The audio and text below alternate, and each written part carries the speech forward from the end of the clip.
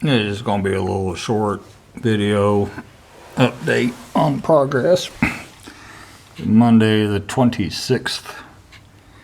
Got the oil pan on. Ran the engine about 10-15 minutes. Checked for leaks. None. Went ahead and put on a new starter while I was up underneath here. I'm going to keep the old starter over there. Eventually I have a toolbox for this thing, and that will go in the toolbox as a spare. But nice thing was no leaks. New oil filter, new oil of course. Wasn't terribly difficult.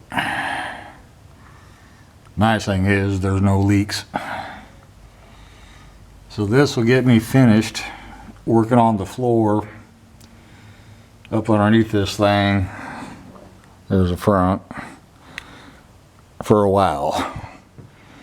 There's new drive shaft installed, belly pan back on. I'm all done up underneath for a while. And then let me get back from underneath here. I'll show you what I'm going to be doing next up top. Everybody swears up and down this thing has to be lifted, and I still haven't figured out how it's been lifted. It's starting to irritate me. That's a factory center to center distance shackle. So I'm going to do this, okay. So center to center is factory. I've got 1, 2, 3, 4, 5 leaves on the front. And they're regular thickness. They appear to be a factory spring setup. Spacer between the spring pack and the axle appears to be factory. The bumpers appear to be factory. On this one, I've got 2 inches travel from the bumper stop to the bumper. This thing here is the bumper. This is your bumper stop. Okay, it's only 2 inches of travel.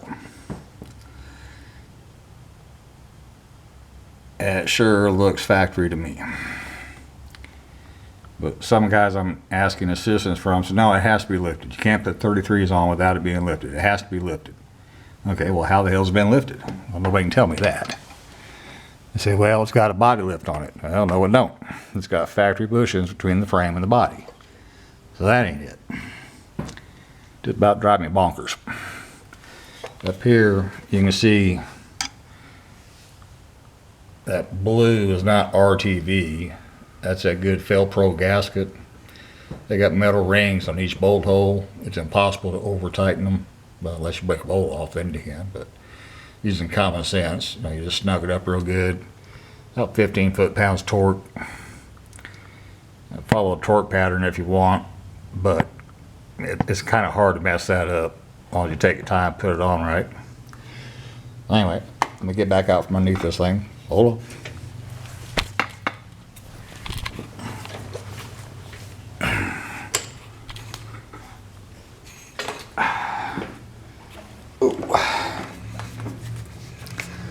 Up here on the top, gotta change my valve cover gasket. That empty carb has got leaks all over it, and people have fiddled with it over the years. Carb's only 8 years old. Multiple people have been in it. I can tell that by looking at it. I got a new one coming. Rebuild kit, yeah, that's an option, except they stripped out a bunch of the screw heads. So it's going to be a new carb. It's leaking externally. Alternator, I got a new one on the shelf, but this one's charging just fine. Battery, I got to reposition and put back in the tray properly. Still has a factory jack. And there's a lot of these things that's pretty nice. This decal about wore out. Don't really know what it was.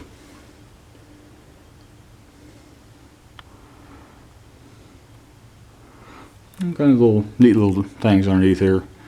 Master cylinder's original. I got replacement for it already and just have to put it on. Looks like the brakes have been redone at some point. I popped these tires and wheels off and put on the regular size tires. I look at the brakes a whole lot more closely. Wiring's pretty much intact. No strangeness going on there. Got a lot of stuff coming off the battery that's associated with the winch. And probably that aftermarket radio. But here's a hidden tag underneath here. Got some of the information about the Jeep on it. So, all in all, it's decent. This empty requires a. Let's try this. Alright. Empty carb requires a 2-port discharge fuel filter and a pressure regulator. That's pretty important on these empties. I think the carb was $300. A little pricey, but it's been torqued on, wrenched on so many times that she got some issues. Motor mounts ain't new. They're probably original, but they're still serviceable. I cleaned on it a little bit at the car wash, but it had crappy pressure. So I'll be cleaning on it some more once I get all done. So, yeah. Like I said, I want to take a break today, let my back recover. But it's coming along. Now, this ain't going to be a daily driver. It ain't a daily driver now. There's no time constraints to get this thing done. This is more of a relaxation project for me. So I'm not going to stress over it. So anyway, that's all for this one. Thank you.